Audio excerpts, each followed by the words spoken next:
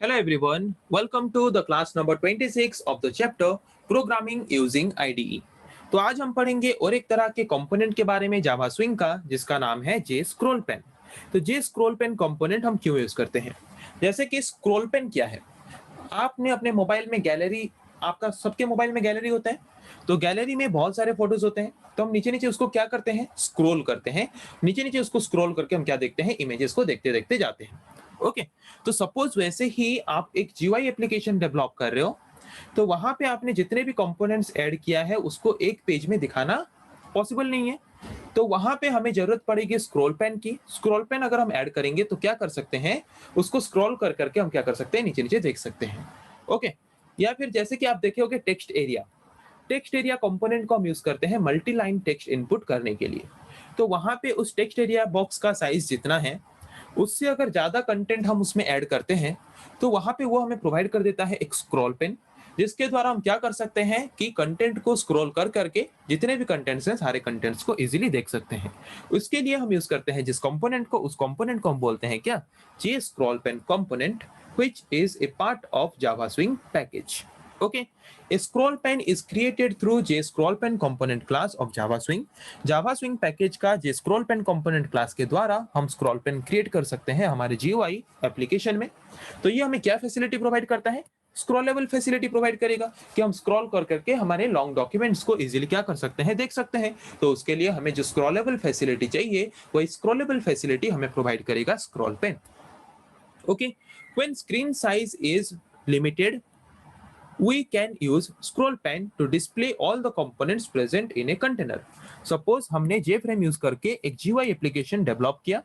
Okay, तो वहां पे हमने जितने कंपोनेंट्स ऐड किया है तो हमारा स्क्रीन के साइज के हिसाब से सारे कंपोनेंट्स को एक बार में वो स्क्रीन में नहीं दिखा पा रहे। तो वहां पे हमारे कंटेनर में, हमारे जे फ्रेम में हम क्या कर सकते हैं, स्क्रॉल पेन कंपोनेंट को यूज करके वहां पे स्क्रॉलेबल फैसिलिटी प्रोवाइड कर सकते हैं, ताकि हमारा जो भी कंपोनेंट्स हैं, जो भी कंटेंट है वो स्क्रॉल कर करके यूजर इजीली क्या कर सके, उसको देख सके।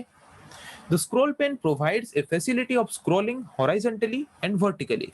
तो स्क्रॉल पेन कंपोनेंट यूज करके हम किस तरह का स्क्रॉलिंग फैसिलिटी प्रोवाइड कर सकते हैं, हॉरिजॉन्टल स्क्रॉलिंग फैसिलिटी भी प्रोवाइड कर सकते हैं, उसके साथ वर्टिकल स्क्रॉलिंग फैसिलिटी भी प्रोवाइड कर सकते हैं। मतलब ऐसे हॉरिजॉन्टली स्क्रॉलिंग इफेक्ट भी हम प्रोवाइड कर सकते हैं, वर्टिकल स्क्रॉलिंग इफेक्ट भी प्रोवाइड कर सकते हैं by using J scroll pane component class. Okay, तो जे स्क्रॉल पेन जो कंपोनेंट है उसको मेनली हम कहाँ पे यूज करते हैं, जैसे कि टेक्स्ट एरिया हम क्यों यूज करते हैं, it is use to represent multi line text, multiple number of line of text represent करने के लिए हम यूज करते हैं टेक्स्ट एरिया को। तो सपोज टेक्स्ट एरिया का साइज इतना है और कंटेंट जितना है इससे ज्यादा है, तो यहाँ पे वो क्या करेगा, हमें बाय डिफॉल्ट एक स्क्रॉल पेन प्रोवाइड कर देता है, स्क्रॉलेबल फैसिलिटी प्रोवाइड कर देता है, जिसको यूज करके हम क्या कर सकते हैं, स्क्रॉल कर करके सारे कंटेंट को उसके अंदर देख सकते हैं आसानी से। उसके साथ जे लिस्ट, अगर हम कुछ लिस्ट बना रहे हैं तो लिस्ट का साइज नॉर्मल स्क्रीन के साइज से अगर ज्यादा है तो वहां पे भी हमें स्क्रॉलेबल फैसिलिटी की जरूरत पड़ती है। जे टेबल, सपोज टेबल का साइज नॉर्मल साइज से ज्यादा है तो वहां पे भी टेबल के कंटेंट को देखने के लिए हमें जरूरत पड़ती है स्क्रॉल पेन की, स्क्रॉलेबल फैसिलिटी की। तो वहां पे हम यूज करते हैं जो स्क्रॉल पेन कंपोनेंट क्लास को स्क्रॉलेबल फैसिलिटी प्रोवाइड करने के लिए। ओके, तो J scroll pane component class, जबकि ये क्लास है जावा स्विंग पैकेज का, तो हर एक क्लास का अपना कंस्ट्रक्टर होता है। तो J scroll pane component class का भी कंस्ट्रक्टर है। First type of constructor is J scroll pane constructor. J scroll pane constructor का काम क्या है, it creates an empty J scroll pane where both horizontal and vertical scroll bar appear when needed। मतलब जे scroll pane constructor अगर हम use करते हैं तो वहां पे क्या होता है, एक एम्प्टी व्यू पोर्ट क्रिएट होता है। एम्प्टी व्यू पोर्ट मतलब वहां पे उसके अंदर कुछ भी नहीं है, कंटेंट कुछ भी नहीं है। ओके, तो जब कंटेंट हम ऐड करेंगे और जब कंटेंट, हमारे व्यू पोर्ट क्या है, व्यू पोर्ट मतलब it is a area in our display screen where we can see our content. हमारे कंटेंट, सपोज ये टोटल हमारा स्क्रीन है जो आप देख पा रहे हो, और स्क्रीन में ये एक पर्टिकुलर एरिया है जिसको हम यूज करते हैं कंटेंट को देखने के लिए, और ये पर्टिकुलर एरिया को हम बोलेंगे क्या, this is the view port where we can view और where you can see the content. Okay, हमारे कंटेंट को, हमारे मैसेज को देखने के लिए, हमारे इंफॉर्मेशन को देखने के लिए हम जो एक पर्टिकुलर एरिया हमारे डिस्प्ले एरिया में लेते हैं उस पर्टिकुलर एरिया को हम बोलते हैं व्यू पोर्ट। ओके, तो व्यू पोर्ट में कुछ भी कंटेंट नहीं है, जब हम कुछ कंटेंट ऐड करेंगे तो बाय डिफॉल्ट वो क्या करेगा, हमें वर्टिकल और हॉरिजॉन्टल स्क्रॉल बार प्रोवाइड करेगा जरूरत के हिसाब से। ओके, अगर हम जे स्क्रॉल पेन कंस्ट्रक्टर को यूज करते हैं, अगर स्क्रॉल पेन को असाइन करने के लिए हमारे जीयूआई एप्लीकेशन के अंदर तो okay. Then another type of constructor is J scroll pane, और उसका आर्गुमेंट क्या है, कंपोनेंट व्यू। कंपोनेंट व्यू मतलब हम किस तरह का कंपोनेंट में हमारे स्क्रॉल पेन को ऐड करना चाहते हैं, टेक्स्ट एरिया वाला या फिर लिस्ट वाला या फिर टेबल वाला, किस तरह के कंपोनेंट में हम scroll pane facility, scroll pane scrollable ability, scrollable facility को ऐड करना चाहते हैं, उसको डिफाइन करने के लिए हम यूज करते हैं इस कंस्ट्रक्टर को। It creates a J scroll pane that displays the content of the specified component. हमने यहाँ पे जिस कंपोनेंट को एज ए आर्गुमेंट लिया है, उसके अंदर जितने भी कंटेंट है उस सारे कंटेंट्स को डिस्प्ले करेगा। डिस्प्ले करने के बाद अगर उसका कंटेंट व्यू पोर्ट का जितना एरिया है, डिस्प्ले एरिया जितना है उससे ज्यादा अगर है, तो वहां पे वो हॉरिजॉन्टल और वर्टिकल स्क्रॉल बार अपीयर होगा। मतलब हमें हॉरिजॉन्टल और वर्टिकल स्क्रॉल बार प्रोवाइड करेगा, जिसके द्वारा हम क्या कर सकते हैं, हॉरिजॉन्टल और वर्टिकल स्क्रॉल बार यूज करके उसको स्क्रॉल कर करके क्या कर सकते हैं, उसके कंपोनेंट को स्क्रॉलेबल फैसिलिटी के द्वारा सारे कंटेंट को, उसके अंदर जितने भी कंटेंट है उस कंपोनेंट के अंदर सारे कंटेंट को इजीली क्या कर सकते हैं, देख सकते हैं। Okay, then another type of constructor used by J scroll pane is J scroll pane component view. इस आर्गुमेंट को हम यूज करते हैं कि हम किस तरह के कंपोनेंट को ऐसे व्यू पुट लेना चाहते हैं। ओके, चाहे वो टेक्स्ट एरिया हो या फिर लिस्ट हो या फिर टेबल हो, हम किस तरह के कंपोनेंट को यूज करना चाहते हैं एज ए व्यू पोर्ट, उसको डिफाइन करने के लिए हम यूज करते हैं इस आर्गुमेंट को। और उसके बाद यूज करते हैं int BSB policy, int HSB policy.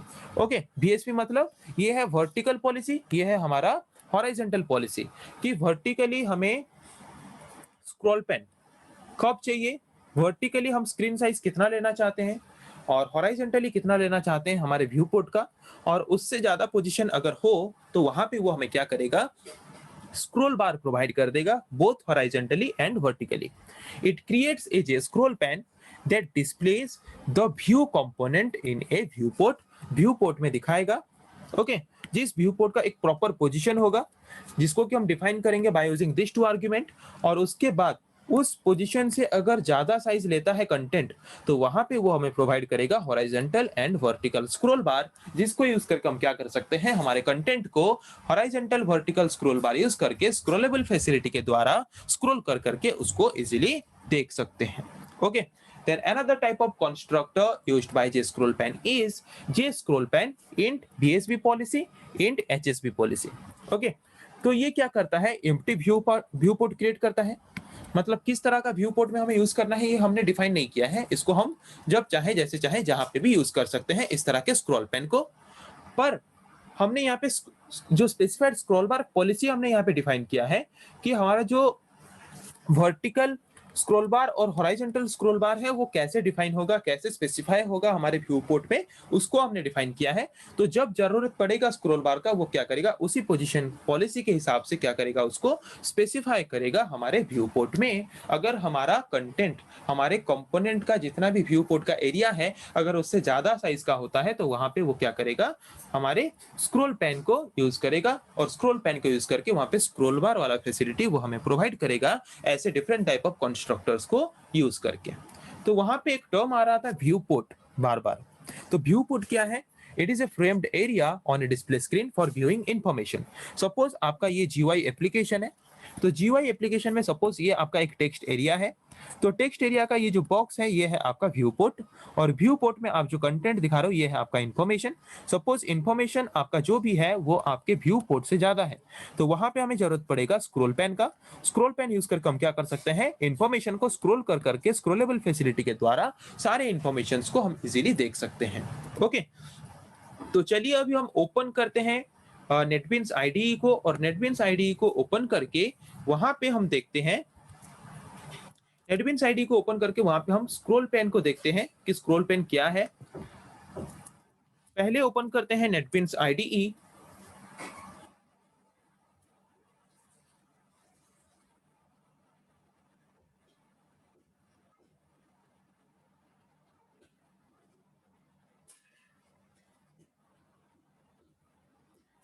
तो नेटबीन्स आईडीई अभी ओपन हो चुका है, आप स्क्रीन में देख पा रहे होगे।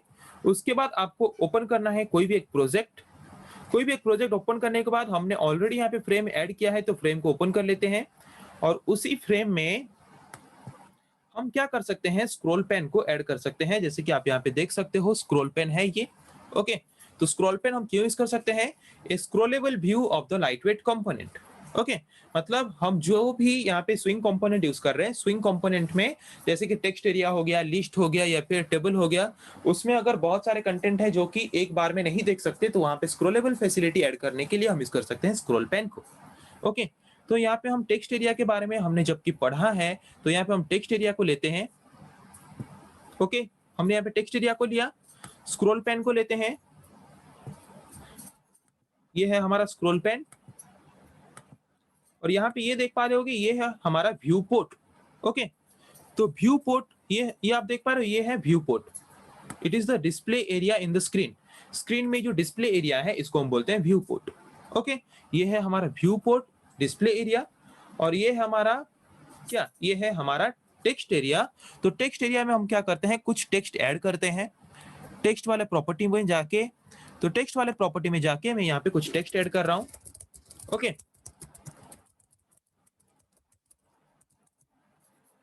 तो यहाँ पे आप देख सकते हो मेरा जो टेक्स्ट था ये एक ही लाइन का है, नीचे नीचे नहीं है। तो यहाँ पे वो मुझे प्रोवाइड किया है, देख सकते हो हॉराइजेंटल स्क्रॉल बार। यहाँ पे आप देख सकते हो हॉराइजेंटल स्क्रॉल बार हमें प्रोवाइड किया गया है यहाँ पे स्क्रीन में, जिसको हम क्या कर सकते हैं, स्क्रॉल कर करके हमारे कंटेंट को यहाँ पे देख सकते हैं। इसको हम बोलते हैं हॉराइजेंटल स्क्रॉल बार। ओके, समझ आ गया। तो ऐसे ही स्क्रॉल पेन हम क्यों यूज करते हैं, स्क्रॉलेबल फैसिलिटी प्रोवाइड करने के लिए, जहां पे हमारा कंटेंट, हमारा जो व्यू पोर्ट है, ये हमारा व्यू पोर्ट डिस्प्ले एरिया। तो व्यू पोर्ट से ज्यादा लेंथी अगर हमारा कंटेंट है, तो कंटेंट को डिस्प्ले कराने के लिए हम यूज करते हैं स्क्रॉलेबल फैसिलिटी को, और उसी स्क्रॉलेबल फैसिलिटी को ऐड करने के लिए हम यूज करते हैं जिस कंपोनेंट क्लास को, उसको हम बोलते हैं क्या, J scroll pane component class. Okay, तो समझ आ गया जे स्क्रॉल पेन क्या है, जिसके बारे में आज हमने डिस्कस किया। फिर नेक्स्ट क्लास में हम डिस्कस करेंगे ऐसे और कुछ टॉपिक्स के बारे में और कुछ कंपोनेंट्स के बारे में। आज के लिए इतना ही, थैंक यू।